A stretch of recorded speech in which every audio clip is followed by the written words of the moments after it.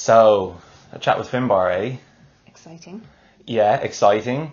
Like profound beyond what we expected when we wandered into that little part of Galway. Like we heard about Finbar from your mate Dee. Yeah, she had gone to an exhibition of his as part of a children's festival, and she just fell in love with his paintings and rang me straight away and said, you have to go find this guy, you have to get him on your podcast. He does paintings that are designed to look like the inside of his mind when he's meditating. So but when we got there, that was not anything but that was like the tip of the iceberg. Wasn't it? I mean, like from his like transition from a graffiti artist right through to like his own awakenings and his own kind of spiritual development, and then him helping you have a bit of spiritual development as well. Well, both of us, but you had a moment. That was a moment. That was a serious moment. It was my first cry on live Cry on podcast thing. Yeah. I think I held it in because I was a little bit inhibited about, is it okay? I'm hosting this. Should I be crying and having this?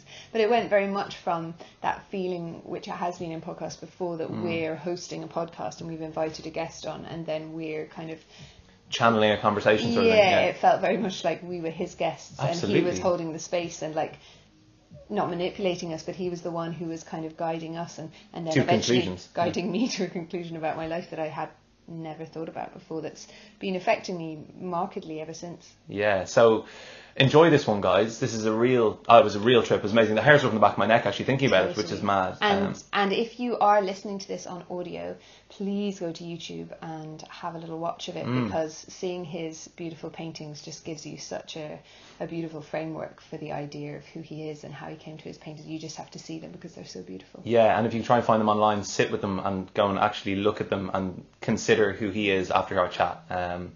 Okay, so in the meantime, if you're looking to support what we do, go over to patreon.com. Please give us like the price of like a cup of coffee a month. Like, it's really not a lot to ask, but it makes a massive difference to what we can do this year. We have big dreams. We're going to talk to you about that. If you want to buy Newsest, you can use our discount code, which is wellness15, and you'll get 15% off. That's on the UK site. Or if you want to pick up one of these funky little machines, our little swivel robot, go to techinvasion.co.uk and use the code HOPSWIVEL5% and you get 5% off. They are pricey, but oh my god, look what you can do with them. You can take your microphones and make them into markers. They'll follow you around the room. You can do all sorts of movement-based things with them. We haven't even explored the full reaches of this anyway. Yeah. Cool. Great. Okay, Exciting. have a good one. Enjoy Finbar. Bye. Bye.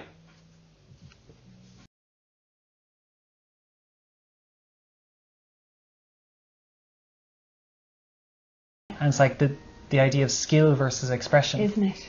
Yeah. It's amazing, because even my son's 4 and he he wouldn't have like a natural aptitude towards art like some of his friends are doing, doing figurative things, and he just like whatever.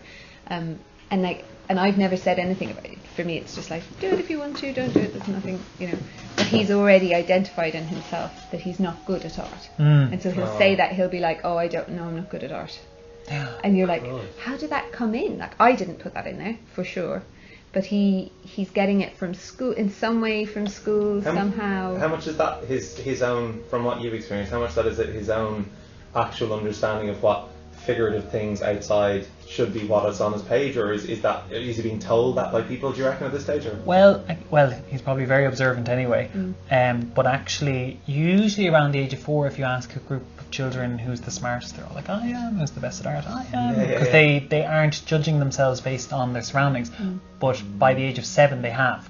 Okay. And it's like, so they're viewing other people and they're then going, who's the best at art? She is. Who's the fastest at running? He is. Who's the best at... My son's totally like that though. Yeah, so already he's judging himself based on his surroundings. Nothing to do with you. Yeah. Obviously, but in that moment then he's weighing up where he fits in and how to fit into society. Then this is where the personalities start to build. And when they do that, then they start to put in their limits. Totally that. Reinforcing those, Jesus. Totally. And so for you, like, I was crap at drawing. I remember, like, as a tiny, I went to like an RHA day where there was like a drawing thing for kids, and I remember coming home with something, and I still remember it. It was a tree thing, and it was my idea of a tree. Okay, I'm going to say just a bad tree. I know I shouldn't say that, but like I didn't think it was great, but my parents also meant like, you know, they were a bit glum about it, and there was sort of an understanding like Finn's got limitations around drawings. He's not going to do that art thing. And then when I left school, I went to like design college, and then like just because it was, to be honest, it was an AQA, and I went to industrial design, but I suddenly found when I actually immersed myself in it, absolutely like the idea of literal sketching, drawing, rendering, loved it and could do it.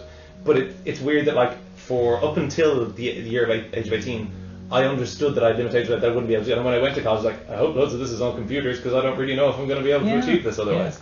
How much for you is like a learnt aspect versus an innate skill when it comes to that sort of? Well, we are recording actually, but we're not like in it yet. How much of it is a learned skill versus an innate thing?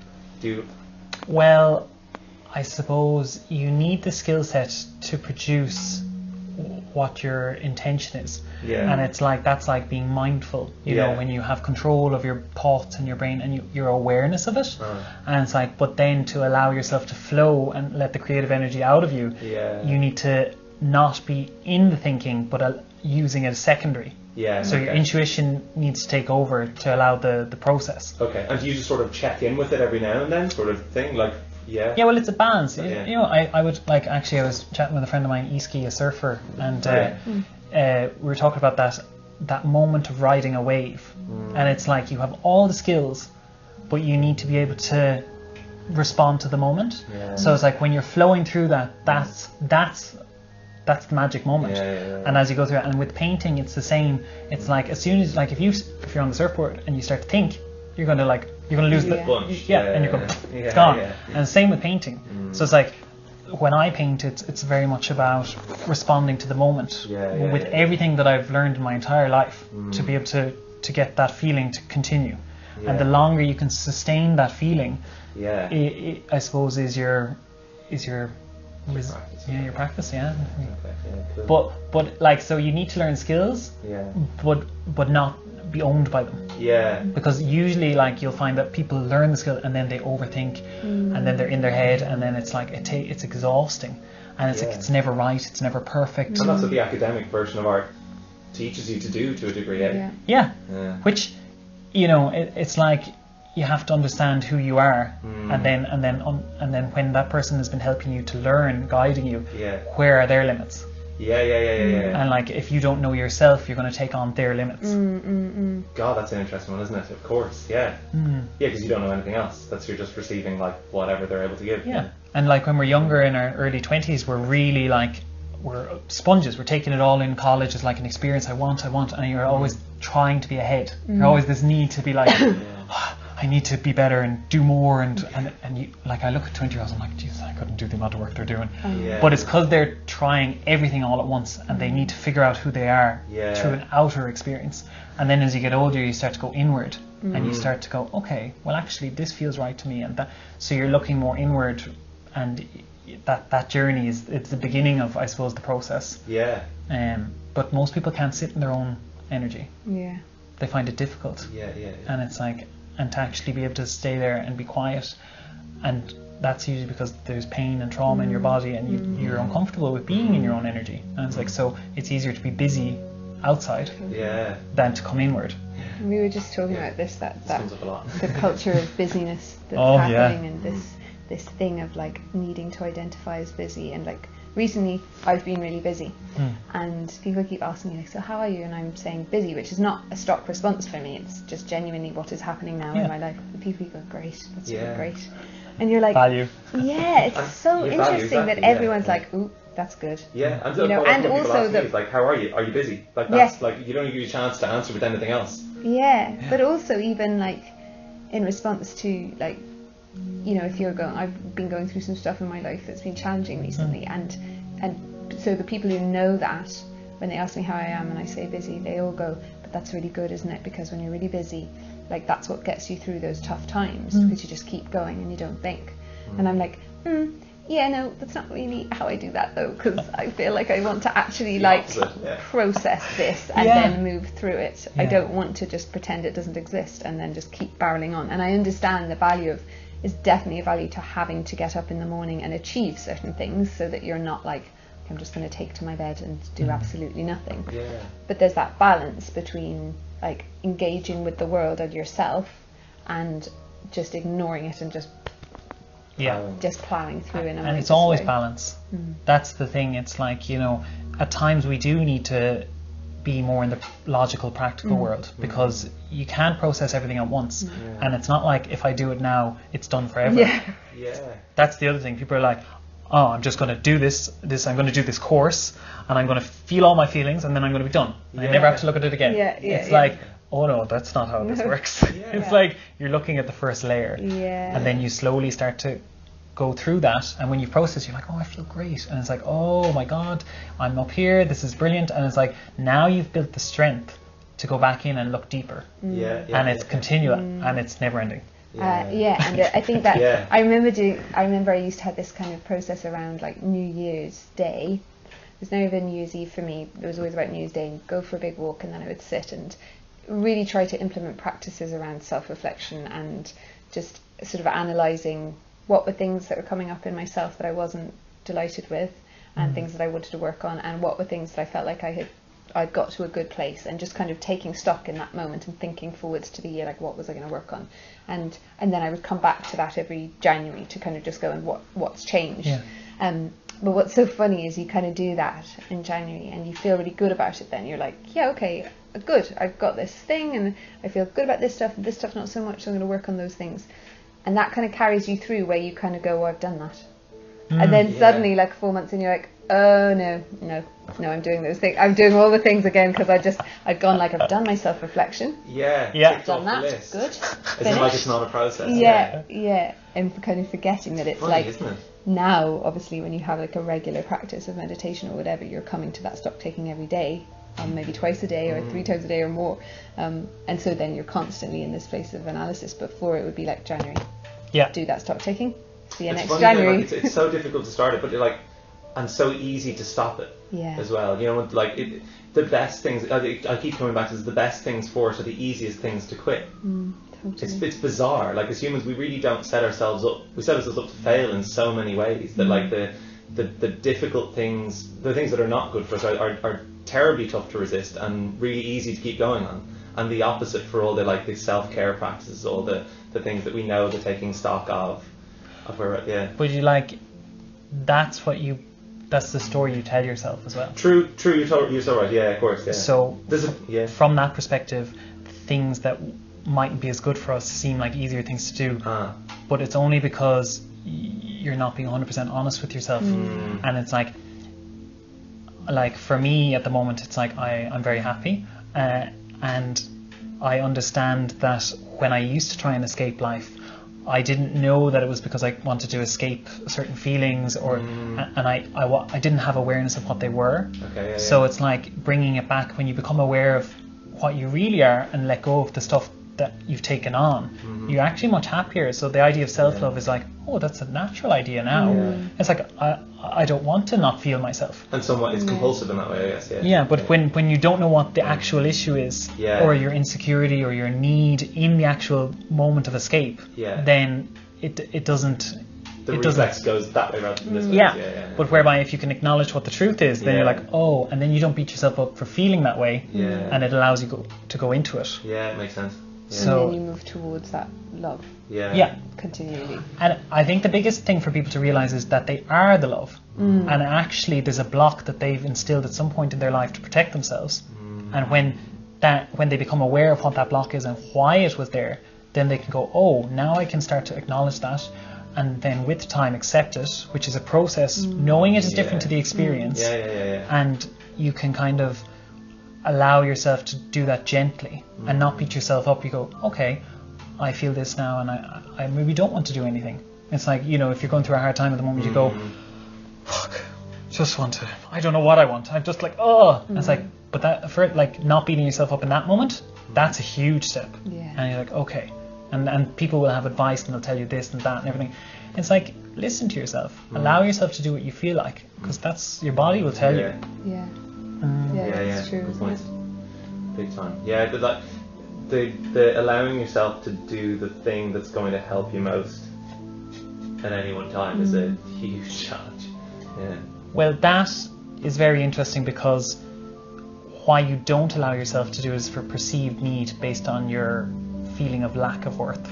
Yeah. So when you're in that moment and you go, I want to do this, but I have to do this, you've attached a value to the thing that you have to do. Yeah. And in your head, that's why you'll be worth something in this life, rather than understanding that you're already of value. Yeah. And it's like, so then you're creating this reality for yourself to bring you back to the fact that you were of value in the first place. And it's like, so we busy ourselves doing all those things. When you know that you're worthy just by being, and it's like, that's huge. Anything you create from that place in life will have so much value that people will just be like drawn to you like a light. And it's like, but most people put all these other things around them to keep them busy. And it's like, if you're busy, you're not in your own energy. And then people are like, oh, I don't want to be around that. That's too much. Yeah. So most of my friends who are doing really well in life, we talk on the phone, we're laughing. It's like, people are always going around saying they're busy and stuff. It's like, yeah, it's the middle of the day and I'm walking through the park and I'm talking to you. It's like, you know, that's my reality. And it's like, and I might go and work for 2 hours today, but the work I do in 2 hours will be worth more than a week of being busy. Yeah. And it's like, but I know that, and I only know through my own experience, and I've done the busy. So you have to allow people their own experience, because telling them doesn't do any good. No, of course not. Yeah. But when somebody comes to you and asks, like, how have you simplified your life? How are you calm all the time? And what is it? You're like, and you could tell them how you did it, but they still have to allow that for themselves, because they're removing their own blocks, which takes time. Big time. Yeah, Thank you for that. so much. I guess I'm interested in knowing, how did you come to have this approach to your art? Like, were you always someone who is involved in meditation and self-analysis and this kind of feeling way of being, or is that something that just arrived at some point? I remember my first experience of meditation clearly.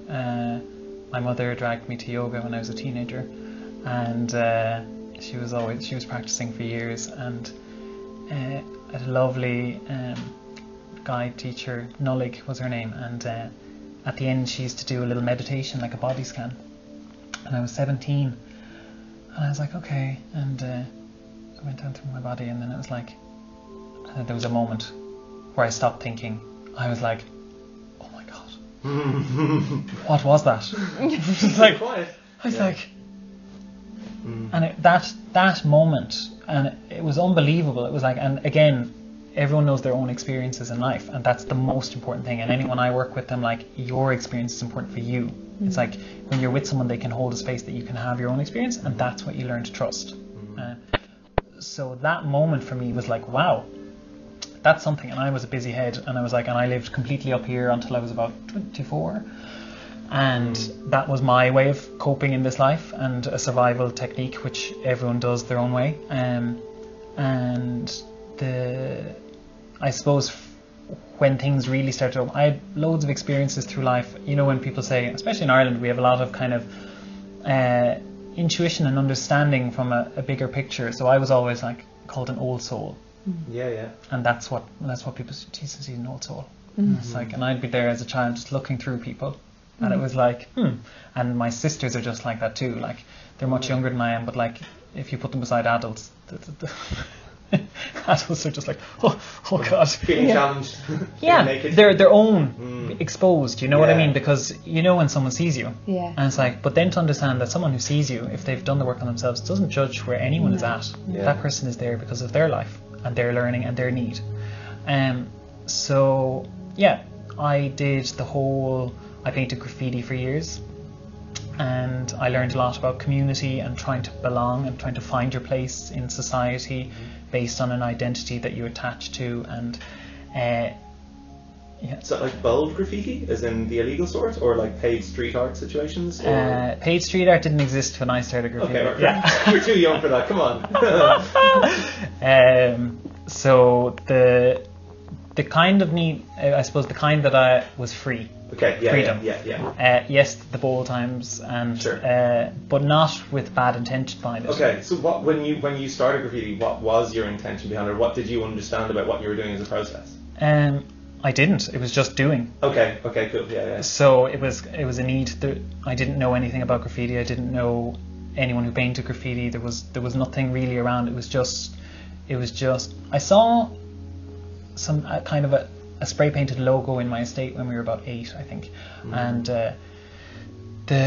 some guys had skated through and done it. I met them years later when we chatted. I was like, it was really funny at a house party one time. It was all the kids were like, oh my god, and they were like, I can't believe they've done this, we're going to get these guys, and everyone, this kind of attitude of territory, ours, ownership, right? And I just looked and went, that's kind of cool. It's just like, why not? And I suppose that little light bulb moment of, there's no rules, these are all attachments in our head. And I was like, as a child, I was like, oh, I like the look of that. So when I was in school, I was a daydreamer, and I called it floating. A lady that has taught me a lot in life would call that feeling of when you leave your body and then you come back and you're like, where have you been? And I was like, so I was constantly trying to escape the present moment because I just didn't want to be there. And it was like, so I would draw and doodle and I'd drift and I'd come back, and the teachers would, Finbar, I was never causing trouble, but I was drawing, and then there was drawing all over everything, and then all over the tables and then the walls, and it just continued. There wasn't enough space. Right. So that started to become graffiti, and I met people and I started learning. Then I went to art college and I went to do painting, but was actually more attracted to the graphic design element, visual communication. I think maybe the structure, I possibly needed it. I was I was wild enough, and it was like so I went into that and then developed critical thinking and I suppose understanding when you communicate something, who the viewer is and the audience, and that balance, the relationship, that everything has a meaning. But it went to the point that I did that for so long that I exhausted myself, because like, you have to think about everything that you do. I couldn't drip paint in the studio when I got it. I was just like, oh, I'm so controlled. Oh my god. And my friend, who's an art director, she always laughs at me. She was like, you were never meant to be a designer. Just no.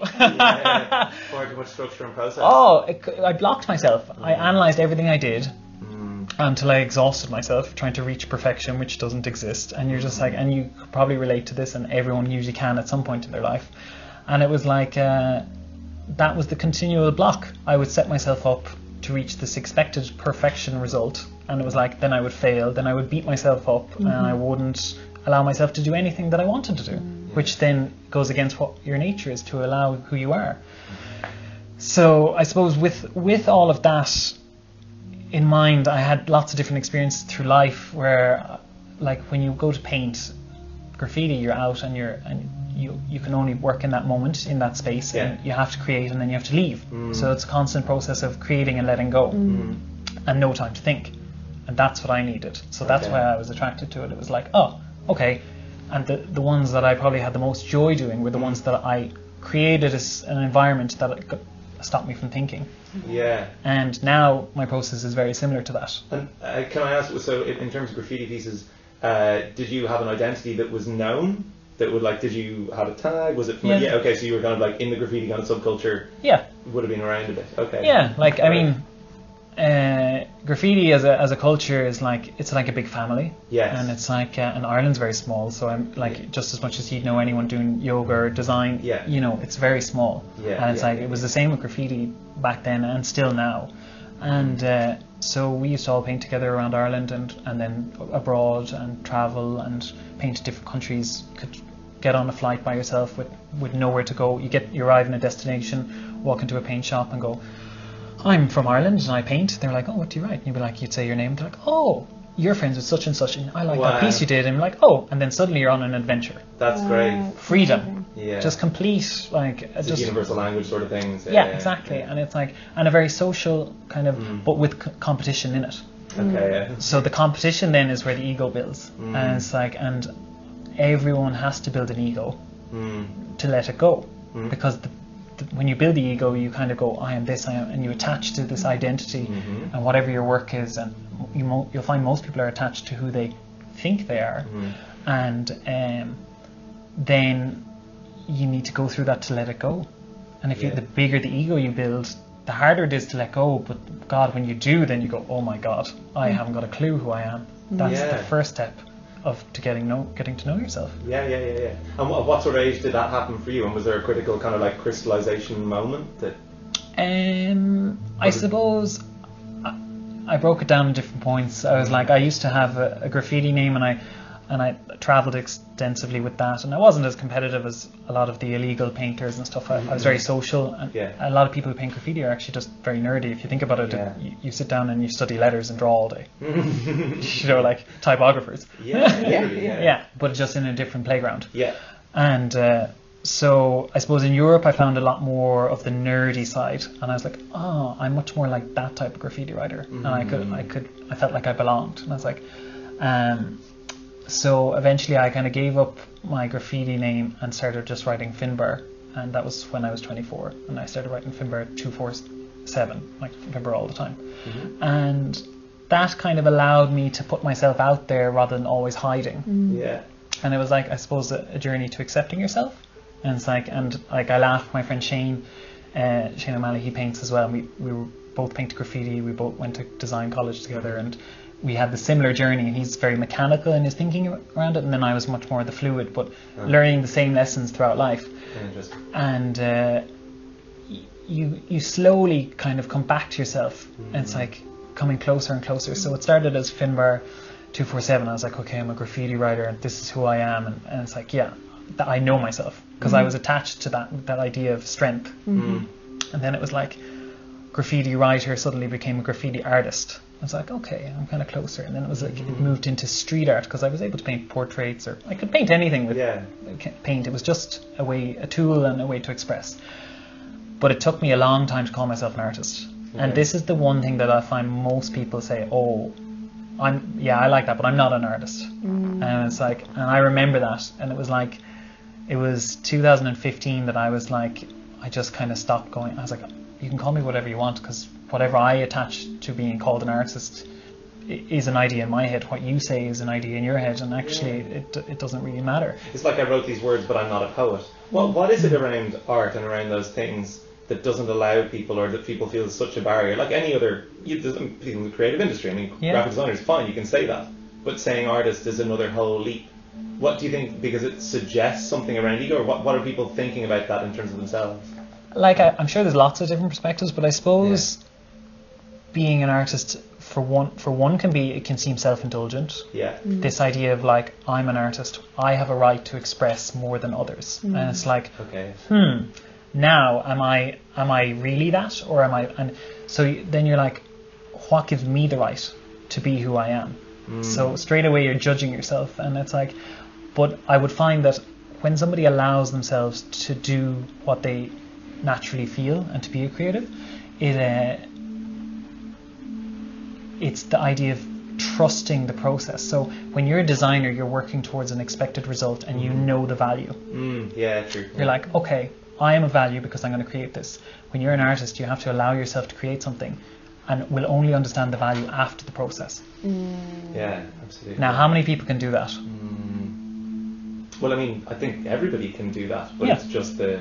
So what's the missing bit there? What's the bridge? Yeah. Trust. Now, how many people have trust? In themselves. Yeah. And the trust is usually, as a child, will be taken away at some point.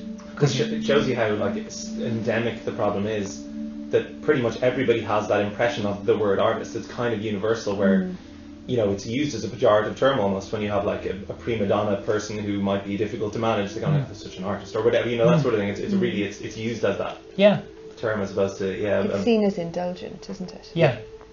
That they're the normal people who go to work for money and do the proper jobs, and then they're the artists who've allowed themselves to be outside of society and have the right to be extravagant in their lifestyle.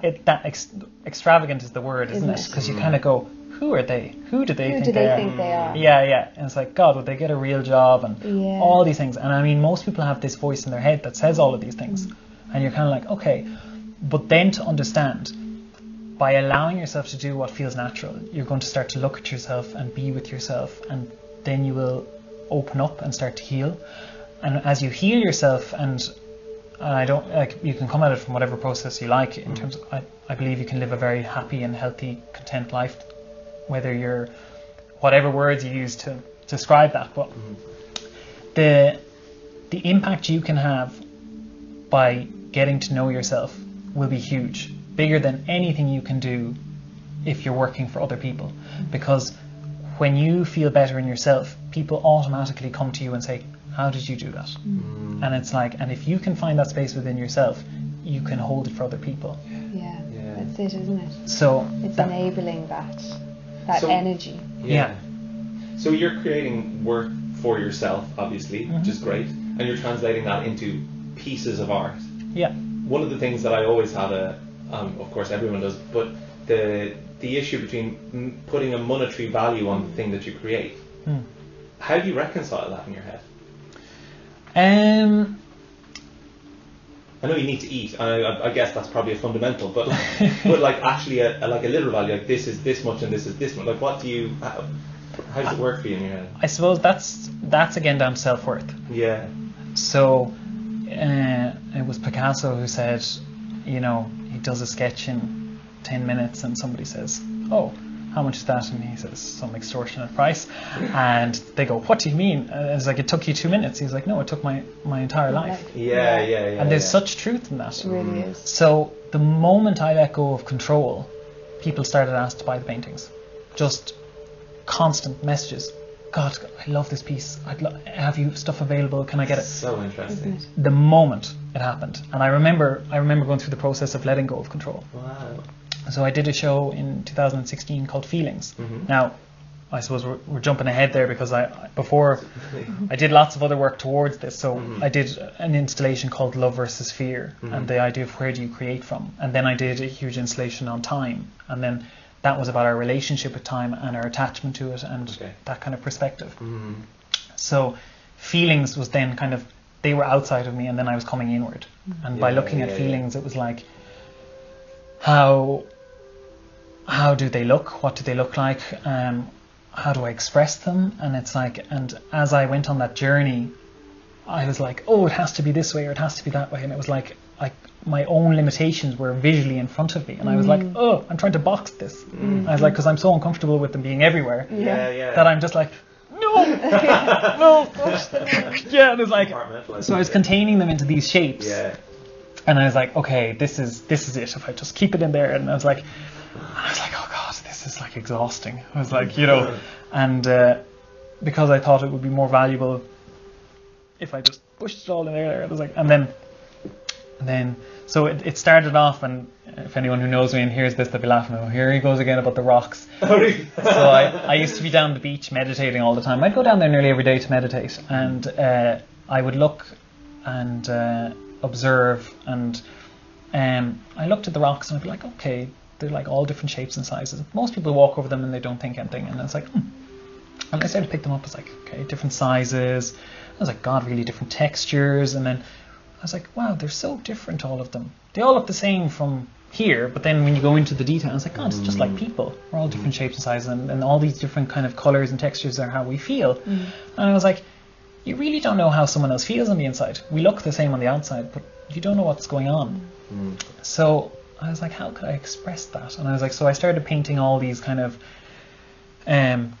more graphic pieces. It was like a block colour, and then I would do a section of colour, and that was my moment of freedom. I was like, oh, it's just, that'll be it. And it was like, and then I put them all beside each other, and the idea was when people looked at them, it was like they were naturally going to pick one out that they would be more drawn to. Now, why were they drawn to that one? They didn't know. They're just like, it just is. So that's a gut feeling, and that's trust. So I was creating an experience where they could kind of go, I like that one, and I don't know why, and I don't need to question that value. And I was like, but it would naturally, everyone would be drawn to something. So I was like, okay, so we're all drawn to different things, but we don't know why, and that's a visual representation of what that looks like. So by creating that for other people, I was like, okay, maybe that's what it looks like for them. And then I was like, but I still didn't know what mine looked like. And I was like, and then another day I went and I was like, and I got paper, and I was like, okay, I'm just gonna push out the boundaries a bit. So I take the edges of the paper and made a square. I was like, yeah, I was going wild, like. I was like, and and I painted it, and it bled through the tape on the edges a bit, and I was like, oh God. I was like, that's actually kind of nice, like breaking that little boundary. And it's like, you know, it's just like a child, colour inside the lines. Yeah. It's like, it has to be right, it has to be proper. All ideas in my head that I'd learned, and I was like, this is kind of exhausting. And then my friend at the time was we were working on a project together, and she'd known me very well. We lived together and everything at different points and stuff. So she was like, you find it hard to just let yourself paint, don't you? And I was like, yeah. And you know, you're kind of like, God, I do, don't I? And it was like, and so she was like, why don't you just kind of try it? I was like, okay, and so I was kind of allowing things to move a bit more, and then with that, you have your whole human life going on as well, not just being an artist, and you're like, and I had gone through what for me was a significant breakup, which is that point where you're like, oh, like every song on the radio could either be a love song or the worst song in the world you've heard, and it's because you're attaching your feelings to it, and you're going, I don't know what I feel. And I was like, and it just got to the point where I was like, I just needed to paint. I was like, okay, and then it started to really, and I was like, okay, let go. Paint, let go. And I was like, and this became more comfortable for me. And then I was like, and as I was painting, then I would feel the moment that I'd start to try and control it for an expected result. Yeah. And I was like, oh, that's very different. God, I don't like that feeling. I was like, and it became like I was meditating a lot at this point, but it was like, I started to feel that same feeling of presence when I was painting. And I was like, wow. Oh, right. So before that, when you were being an artist, you weren't really in the moment when you were creating. You were like creating very much more visceral. Yeah, when I was painting graffiti years ago, it was that way, and it was kind of like, and you know, we spoke earlier about skills, and I could do it. I could paint anything perfectly. You know what I mean? Yeah. But that doesn't have that raw feeling that people are attracted to, including yourself, because I was blocked. Okay. Yeah. And so this was the kind of journey of getting into that space, and it was and it was starting to flow through me, and a lot of artists would talk about that you're almost channeling and you're a vessel and it comes through you. And when that happens, you're letting go of any expectation of yourself, and you're not painting for a perceived value. You just need to do it. And do you think when you express that need or let that open that channel, like spiritually speaking, are you drawing from something internally, or do you think you're drawing from something externally? And if it's so, do you characterize that in any particular way, or like do you have a belief system around that, or? Yeah, well, like, I mean, I do an awful lot of work in that area as well. Okay. So since I was a child, I could see a lot energetically around people, and I could see spirits when I was a child, and I wouldn't be religious, but I was like, okay, but I had a lot of fear around that because nobody understood. So, and I mean, I have some very scientific friends, and I have friends from all walks of life, which is what makes it interesting, because what we perceive something to be is limited by our understanding of life. And certain things just were, and I would know things, and that intuitive side. So, but when I lived up here, I blocked it all out. Okay. So as I came back down, that all started to open up as well. Oh, interesting. So that idea of connecting from a higher place is very much a part of the work now. Oh, okay. And when you allow yourself to flow, it's complete trust, and then it comes out. And I was painting, and then afterwards understanding what I had just gone through. And I was like, whoa. And I had one piece in that Feelings show called Remembering, and I painted it, and I was like, and it was very intense painting. Like when I paint, it's very physical, and it's your whole body, and it's fast, and it's like there's no room to think. And that's, I suppose, I've created that so that I can enjoy the process for myself. And I painted what looked like almost like a heavenly landscape, and it was like, and for years people said, oh, who's your favorite painter, and what do you like? And I was like, I always had these ideas of paintings in my head, and I was like, and I felt like an older painter, and I was like, maybe it's something like a Turner, you know, something like that. And I was like, but I don't know who it is, but I feel like I've seen the artist's work, but I don't know who they are. And I was like, I had this painting in front of me, and I was like, and I could hear, you need to put a cream line across it. And I was like, straight away I was like, but what about if I ruin it? And they were like, oh, this is the conversation in my head, and I'm going, and then they were like, well, it's not, it's, you know, I can't ruin it, it's not anything. Yeah. And it's like, I was like, okay, so I was like, got all this cream paint, and I was like, here we go. And it went across it like a lightning bolt. And I stepped back and I went, oh my God, I've seen this before. I was like, For real? yeah, I was like, this is the work that I've seen that I used to think about. And I was like, oh my God. And I was like, wow, that must have been a serious moment. That's yeah. So I called it remembering because it was that idea of I am now stepping into what I always knew I was. But by letting go of who I thought I was, I'm becoming it. And that was realizing my own potential. And only through this huge process had I gotten to this point. So I stepped away from that painting going, okay, well, my life has changed. Wow. I was like, Wow. there we go. I hope you didn't sell that one. I did, yeah. I did. Everything needs to. Sold. It's gone to a loving home. That's where it needs to be. You haven't need a key to that place. I could do, I'm sure, actually. Okay, Yeah. okay. I feel like I'll go visit them all at some point. But Yeah. but even that, it's like when people say about art, it's like, you know, oh, can you let them go, and do you find that difficult? And it's, but that's attachment. Yeah. And like we all know that if you can live a life of non-attachment, you'll be much happier. So the joy and the need in that moment was to create the piece. Once that had happened, I had learned what I needed from it. Now it's gone off to live its separate life. Yeah. And it's like, okay. And it's like, and I need space. I don't need the paintings. I need to, it's process. So it's like, I spend time with them. I have walls in the house, and I have lots of paintings in there too, and I sit with them and I'm like, okay. And I actually, you know, Gerhard Richter, I looked at his work and a documentary once, and he has a room in his house that he puts his paintings, and he just hangs it there for 6 months, and he looks at it and he sits with it, and that's it. And it's very interesting because often before that I never really sat with the work, and now it's like I spend time and I'm like, oh, that's what that is now. And it's like Nice things crystallise for you after the fact. yeah, because I can't know the value of it. Yeah. If I was, I'd be trying to create value, Yeah. which would be the block. That's the thing you have to really resist. Yeah. Yeah. Wow. So And do Amazing. you, when you're talking about that kind of connection and that channeling, for you, is that an external thing that's channeling through you, or do you have that feeling of we are all that, and then that's the manifestation of that? You know, is there an external or is it all? it's all, but it feels external at times.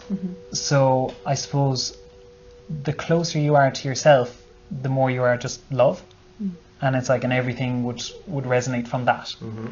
So you're kind of allowing. Oh, I want to go. Go full woo, please do.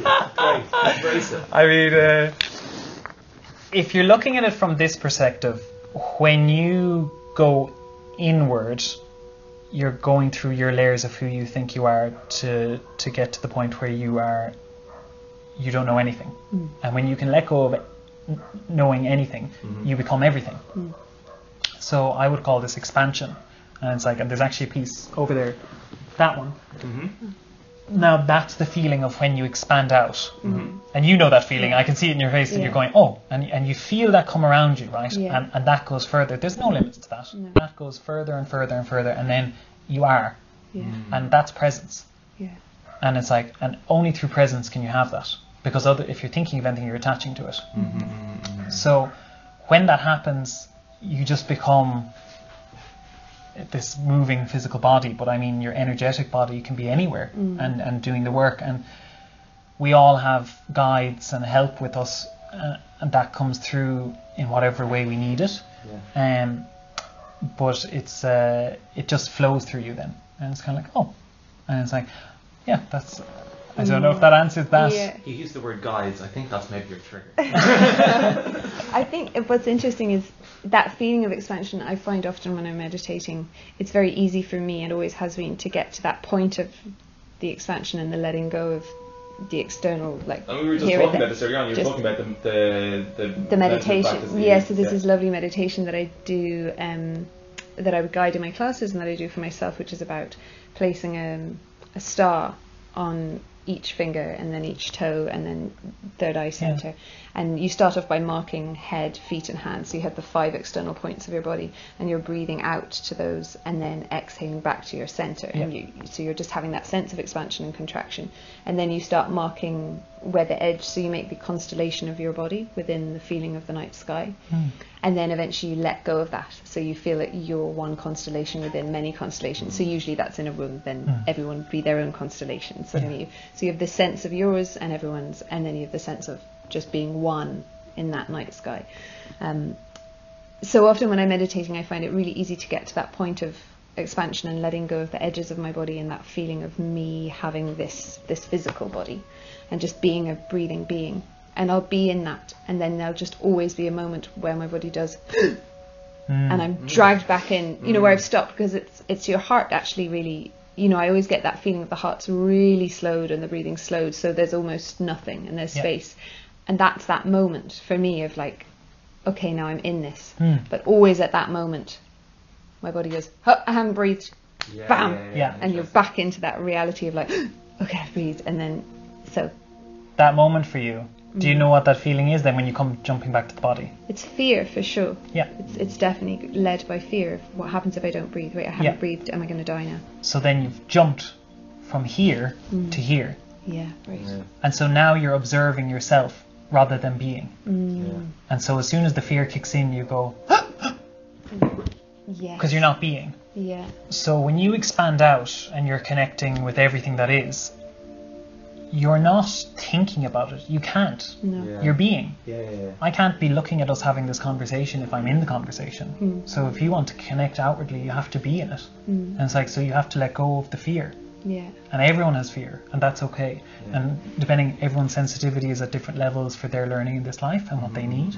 And a lot of people have that ability to go out and expand, but they're usually blocking themselves with fear. And it's like usually from an experience in life where they've gone that far, and it's like, and then it's a muscle reflex or a trigger.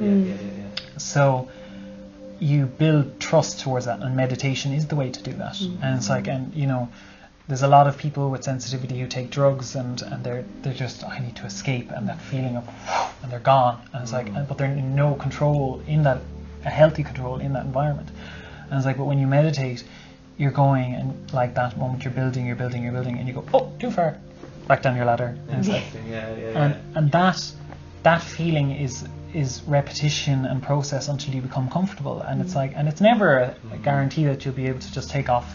It's like, okay, I have to allow myself and then trust.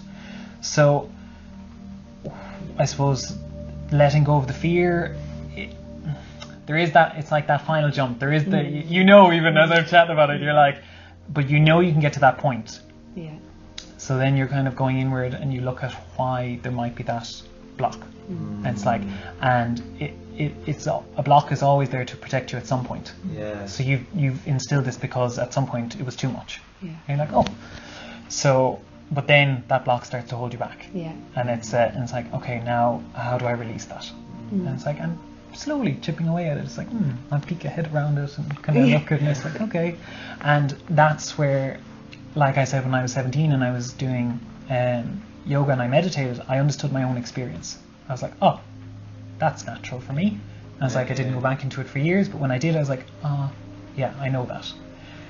So that's where you start to build up your experiences in life. And did you, in your journey of self-discovery that you've gone through and that you're obviously going through, of course, but as we all are, did you use external references like talking therapy or hypnosis, or like did you use kind of therapists, for want of a better word, in order to help you get past some of these blocks when you came across them yourself? Or did you find that sitting with yourself was enough to give you that awareness of what needed to be surpassed or overcome? Or I had lots of experiences throughout my life, and some very powerful ones that were to the point that you'd question, are you mad? And you'd be like, okay, what is this? I mean, if I said this to anyone, that they would think I'm crazy. And it's like, so I searched a little bit, and I remember going to a kind of a ladies' talk one day with a friend, have a friend I have lots of friends who are very sensitive, but at this point I had this friend, and we were kind of learning similar lessons at the same time.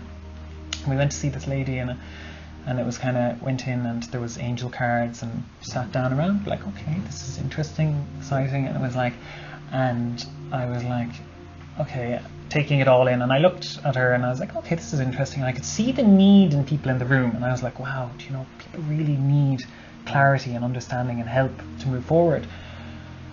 And I needed my own as well. I was like, I'll just observe this experience, go through it, and then afterwards I went home to talk to her, and I asked her about an experience that I had, and I learned what I needed from that day, but oh my God, the judgment. I was okay. She turned and went like this with her physical body, and I went, wow. I was like, you have a lot of work to do, lady. I was like...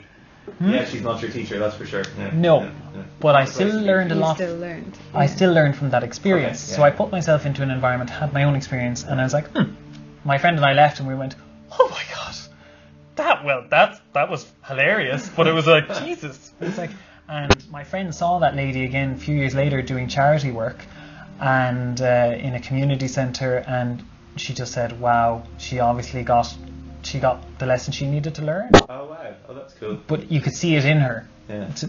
There was no badness in that lady at that point. That's where she was at. And anyone with sensitivity has to understand themselves, but also finding a person who sees without judgment. Yeah. And who has actually done the work on themselves. So I know lots of people now who are very sensitive, but they do the work on themselves before they go to help anyone else. Because anything you haven't looked at in yourself will be projected outward. Yeah. So true, isn't it? Yeah.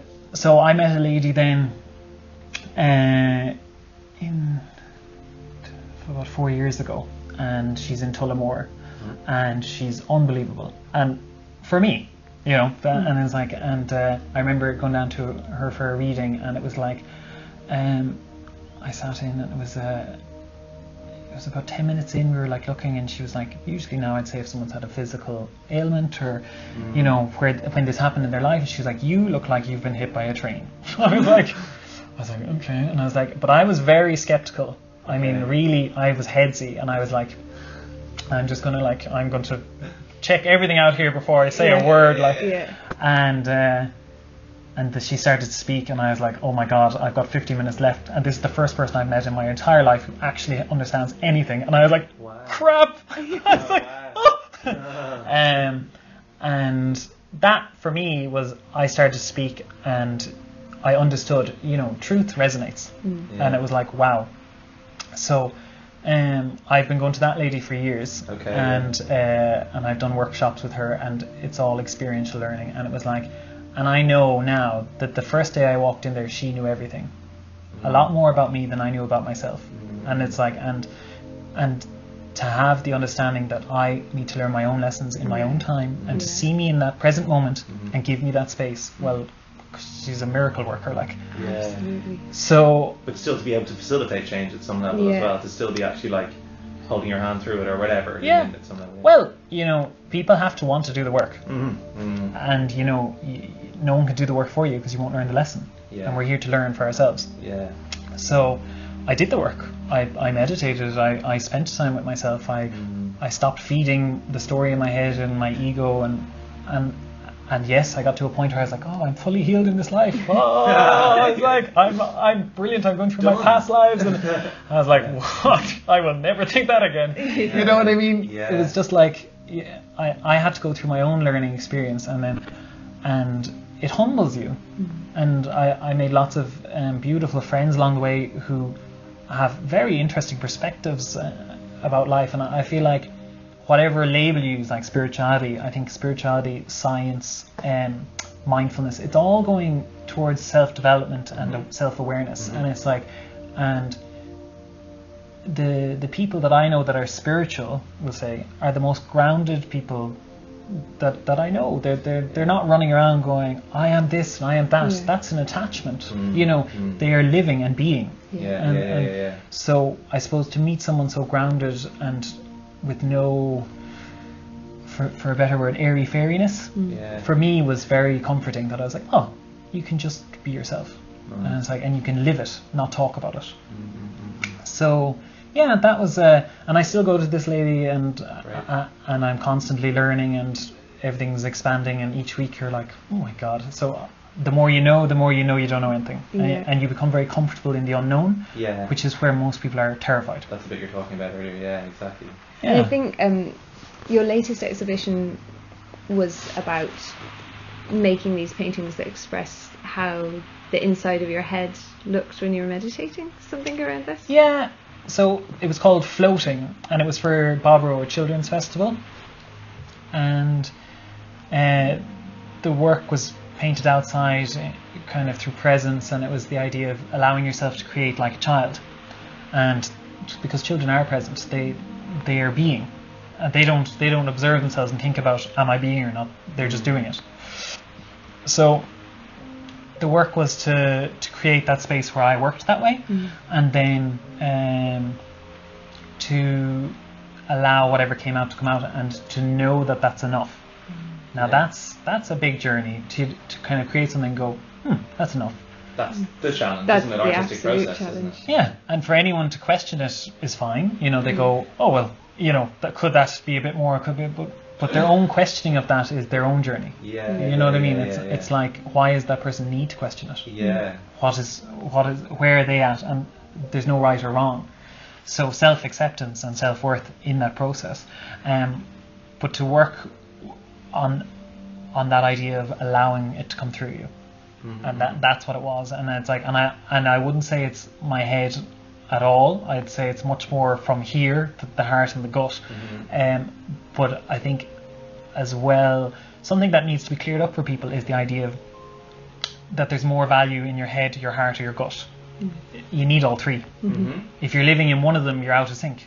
And it's like, so people need to understand you have to have a healthy mindset. And it's like, and you have to kind of heal yourself in your heart and go into the feelings that you've stored there. And your brain is very smart in the fact that it blocks them down to protect you. And it's like, but you have to understand that you need both. And then your gut, everyone's using their gut at some level. And I often, when I talk to people, I'm like, if you cut away your 5 senses and you're put in an environment, how would you feel? And you're like, oh, I wouldn't feel anything. I was like, no, you'd still feel something. It's a really interesting thought, isn't it? Yeah. You still have instincts, you still have a nervous system response to things. So it's like, what is that? And it's like, what sense is that? Wow, interesting. And to realise that if you were to cut off all 5 senses that we're stimulating constantly by being busy, that there's a whole other sense that you haven't developed. And you're like, okay, now can I live in this world without always stimulating those senses and allow my other sense to grow? It's a great way of putting it. That's cool. I haven't really heard anyone put it like that before. It's great. Yeah, nice and simple. There's something I keep referring back to. There's it's a South Sea Island culture where they have like the three brains, they call it, the gut, the heart, and the head, and they consider the gut the dominant brain actually, and then the heart secondary, and then the head. They have the same word for the brain in their head as they do for when they get their fishing nets tangled, which is cool. And it's like, I can't remember what the word is, but it makes so much sense, and it shows you like that instinctive approach to kind of like just put a little like stop check before allowing this one to take control. Is powerful. That's brilliant. Isn't it? Like, the more in tune, like, so, we talked earlier about being able to sit with yourself. The more you sit with yourself, the more you'll start to feel everything in your body. And it's like your brain has a beat and a rhythm, and so does your heart, and so does your gut, and they all kind of have separate beats, and then you'll feel when they're aligned, and you can tune into them one at a time.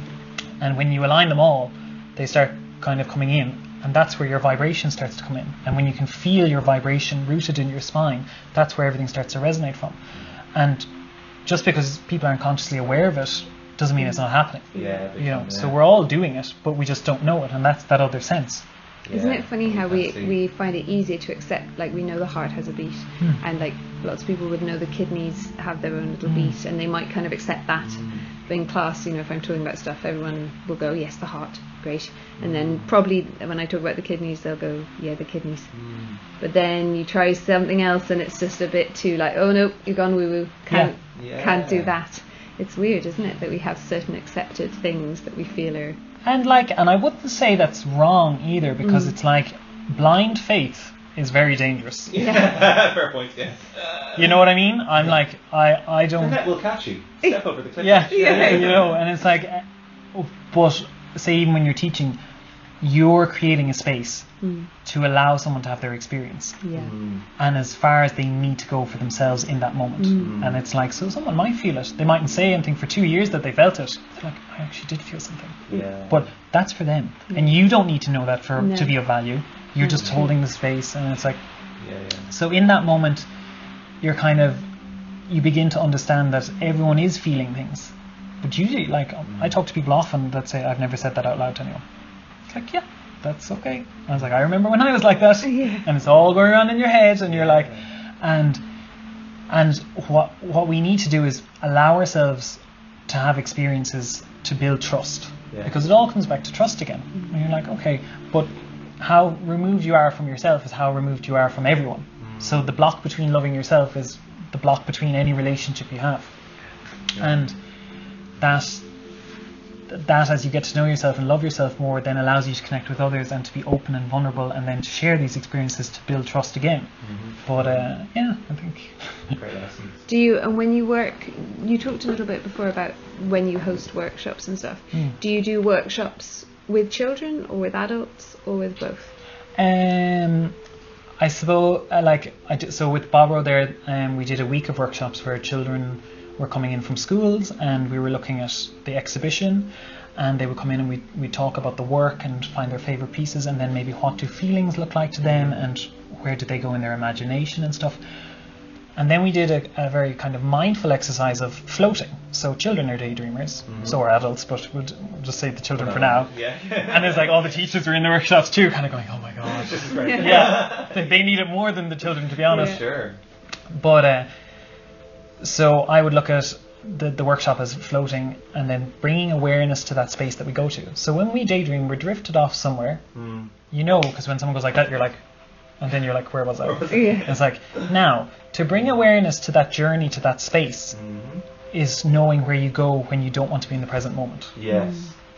Now, if you could bring awareness to that space and go there when you feel the need to, rather than when you're trying to escape, you're building a practice with yourself. That becomes a toolkit as opposed to whoops, it incidentally happens. So, and children need that awareness at this level. I mean, they're so on it. I mean, I think to underestimate children is an adult's need to feel important, because, you know, you look at a child and the child will tell you the truth. An adult doesn't want to hear the truth. So it's like, oh, I can't deal with that. So by listening to children, you'll see that they actually are observing everything. I mean, children see everything at home. They're building their whole personalities around this, and then they're interacting with each other based on what they're learning. And it's like, so they need tools to let themselves be. And so do adults. So I suppose in that area, like, it's only beginning with the kind of workshops from the mindful aspect of becoming aware of yourself. I've taught children since I was 16. When I was 16, this youth worker saw me and he was like, "You can paint." He was like, "Can you teach people?" And I was like, I think so, yeah. And he was like, okay. So he was like, he set it up, and I was like, and I started teaching 16-year-olds how to paint when I was 16. Really? So that's interesting. Yeah, my learning then as well started to increase, because I was already able to handle 10 people painting at the same time as me. And I was like, okay. And when I was younger, I debated being a primary school teacher, but then I was like, I can't be a teacher. I was like, I need to be an artist. And I was like, but I always liked that idea of sharing and learning at the same time. And was the classroom as a venue the turn off for you, or what was the turn off? It was just a good feeling at that time. But now it would be like, teachers have it tough. Oh my God, I could not do what they do. I couldn't work for anyone, to be honest. I mean, who thinks it's okay to go around spending the day on your phone and meditating? I mean, it's like, there's no boss is willing to pay you for that. So how perverse the world is that we're not allowing that to happen. Yeah. The one thing we need to pay for. Except for cigarette breaks, which I always laugh about, because they're just breathing exexercises. But That's what I always say. You need to have a cigarette to be allowed to do it, but it's literally what I always say. So there you go now. But I never took up smoking, so I never got the benefits. But I suppose so. I was teaching from an early age, and I've done lots of that. And I mean, even now doing art workshops, I've collaborated with lots of different people, and up to like 70 people all creating at the same time. So you have to be able to understand, you know, people walk in the door, they've got their whole life and whatever happened that day, and then you're going, okay, we're going to start this process now. And one of the most recent ones I did was with Contempo. They're a string quartet, and it was a silent event. So everyone came in. Immediately what I thought you were going to say. Everyone took off their shoes, and it was just mark making. And it's like my housemate said, it's called a beautiful constraint, where you give one guideline, and it's like the idea is you create from that moment, from that restriction, and it's like not to feel limited, but to understand what you can do with that. Yeah, and that's hugely freeing, isn't it? Because often it's the freedom that stops us from being free. Exactly. Whereas if you allow us to have like, okay, well, this is your thing, your you then have the ability to be free within that. Exactly, because no one is comfortable with complete freedom, even though they're like, I want that. Yeah. When you get it, you're like, that's terrifying. And then you're petrified and you don't move. Yeah. So what you need to is get comfortable with that, because then you're completely responsible for yourself. If someone gives you complete freedom to do anything, you realize that you're responsible for yourself. Yeah. Which most people don't want to take. It's absolutely. I still clearly remember when my dad died. We went out. My dad died in an airplane crash, and we had to fly out 2 days afterwards to Nepal for my mum to go and identify the remains or all of that stuff. And so my mum was in this deep process of grieving her husband, and we were 9 and 4. You know, so she was also had these 2 little kids and trying to process the stuff. And I remember being in this hotel room in Nepal, and my mum was having to leave to go and identify remains. And also, she was the only person on the plane who had ever been to Nepal. So all the other relatives, none of them had ever been to Nepal before. So she sort of became the de facto leader of everyone was coming to her. Where do we go? Can we drink the water? Can we do this? You know. So very hard situation, and she was having to go do those things, but she also couldn't take me and my brother to go identify the remains, or she didn't feel that was appropriate. So she was like, well, how am I going to leave them? Who's going to babysit them? How are we going to do this situation? So she found someone anyway, I think it was the pool attendants, to come and mind us in the bedroom. And we were obviously being really fractious because this major thing had happened and we weren't feeling safe and all these things. But I remember her coming back after what must have been a very long, hard day, and being a bit maybe narky with us in some kind of a way, and us acting out and pushing every button that we could for her to trigger her, because we didn't feel safe. And I remember her just eventually going, okay, I don't care, I actually just don't care, just do whatever you want, I'm just checking out, do whatever you want. And I so remember the fear.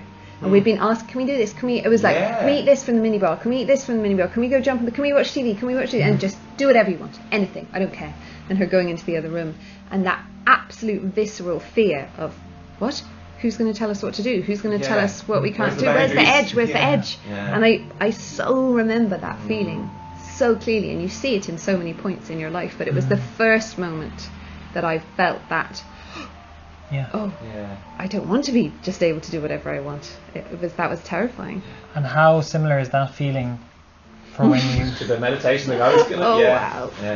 Yeah. There you go. The same feeling. Yeah. I've done some work today, Lydia. Yeah. So for you can already understand where that unknown, unlimited space is, and how as a human, to protect yourself, you would go into that, and it would bring up that fear automatically, which is like it's a very big part of your life. Biggie. So to move in a slightly mildly different direction, you're in terms of your own limitations and process, right? Like, you choose a colour palette, you choose a canvas size. What do you like?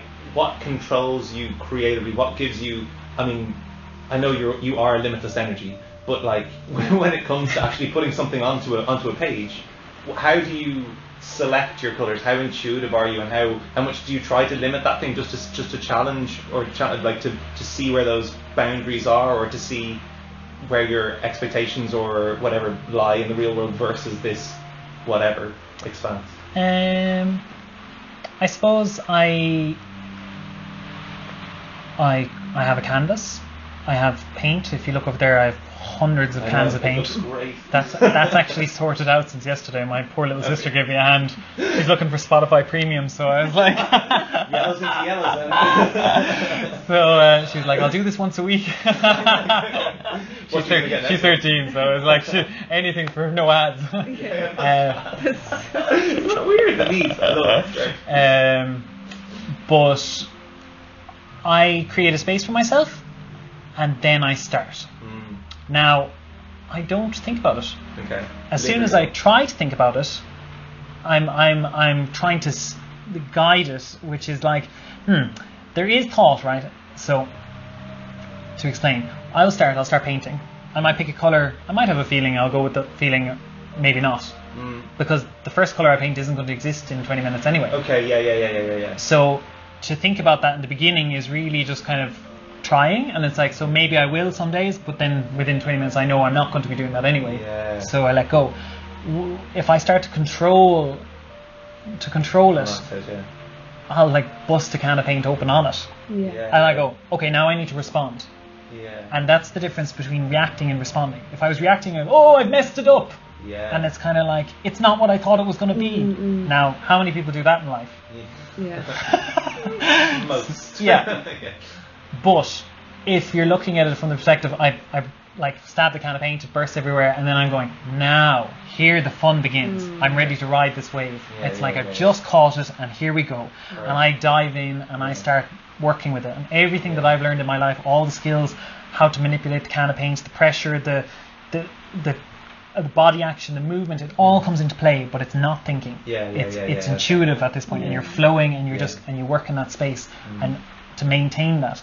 And it's like, I have a good friend, Thubden, he's a Buddhist monk, and he would teach a lot about meditation and looking at the brain, and it's like, you know, you're in a cortisol state, your fear-driven state is cortisol in the brain, and you're like, okay, you're panicking, and it's like, and we wake up every day with this, I have to. And it's like, now, oxytocin is the loving state, and it's like, how do we get from cortisol to oxytocin? And it's like, there's lots of different ways, and it's like love, hugs, and meditation is one. It's like it'll bring you from that. So the time that it takes to go from your cortisol fear-driven state to your oxytocin loving state is your resilience.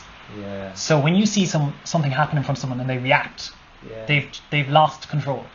Now you see the same thing happen to someone and they've practiced their meditation and they're centered and they're comfortable in themselves. They go, okay, before I react, observe the situation, understand exactly where that person is, why this has happened in front of me, and now respond from a loving and compassionate space and see what happens and how that transforms.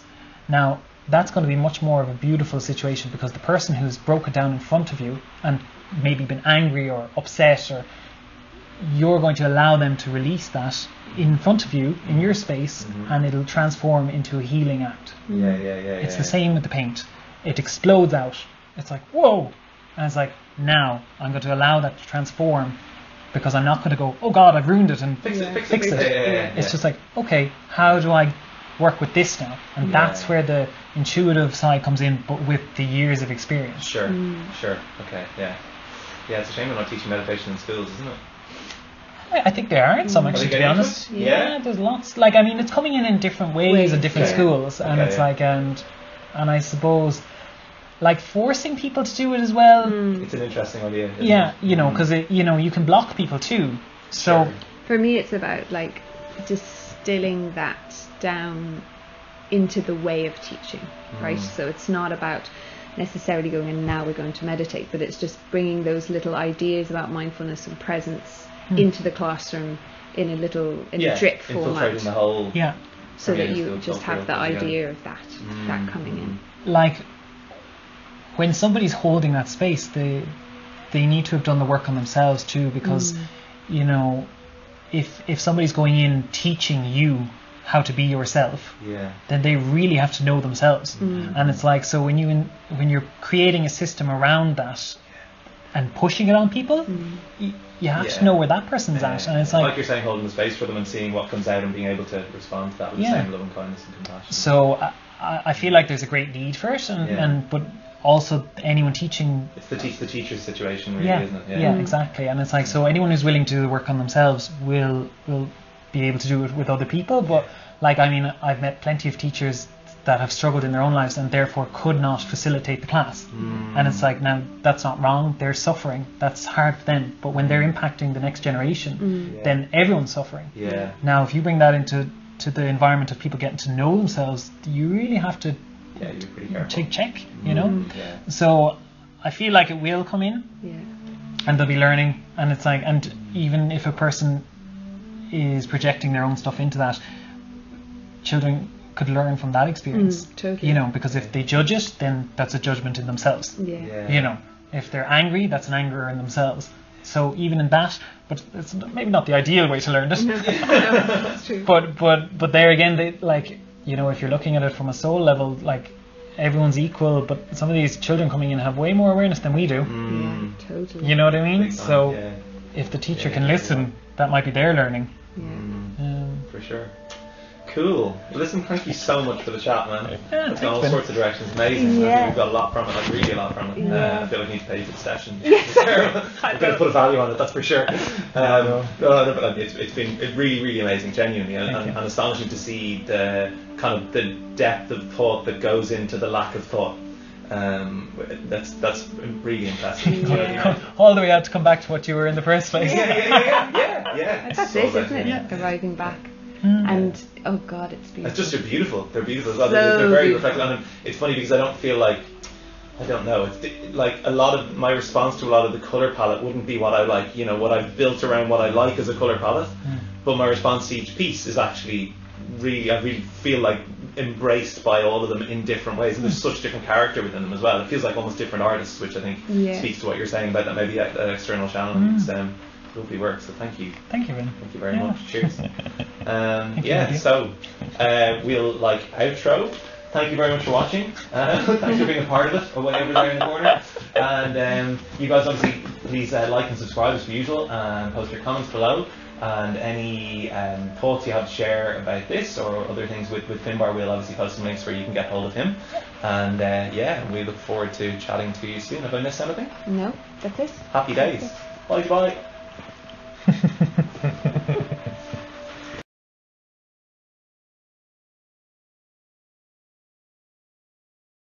So welcome back, Finn and Lydia here. Hello. From Wandering into Wellness. I thought it would be interesting, since we were talking about protein powder and how that supports our muscles and helps us in our exercise, and that I would challenge Finn to a wall squat. Okay.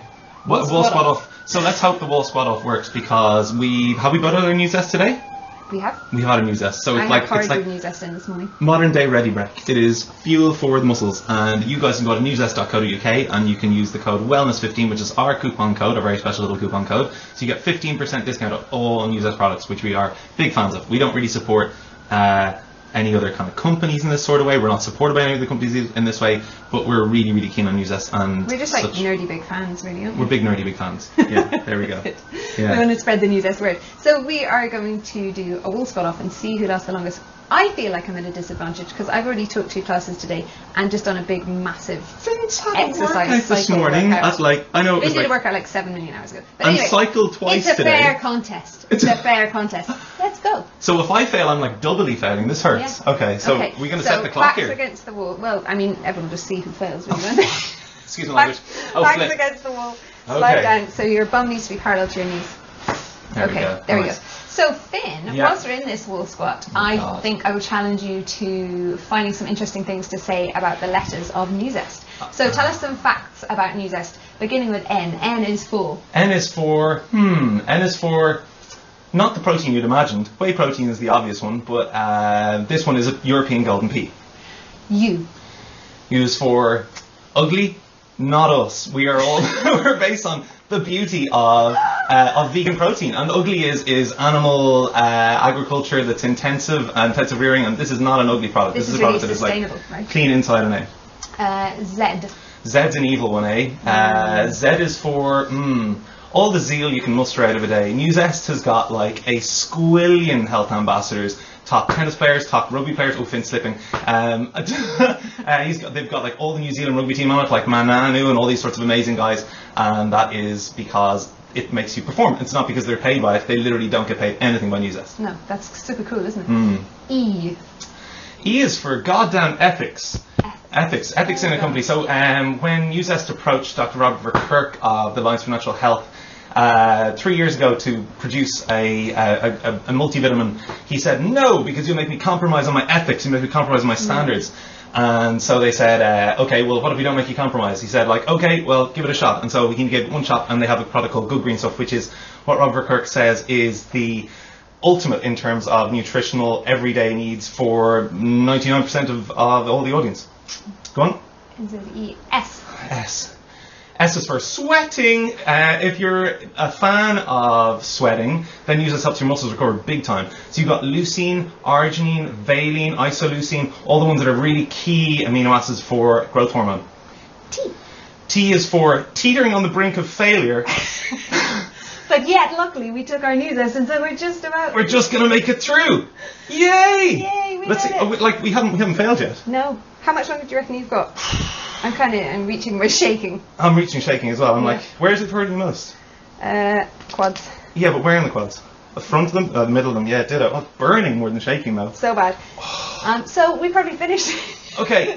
One of us has to fail. Remember our code. Holy. Remember our code. Wellness15. Wellness15. Newzest.co.uk.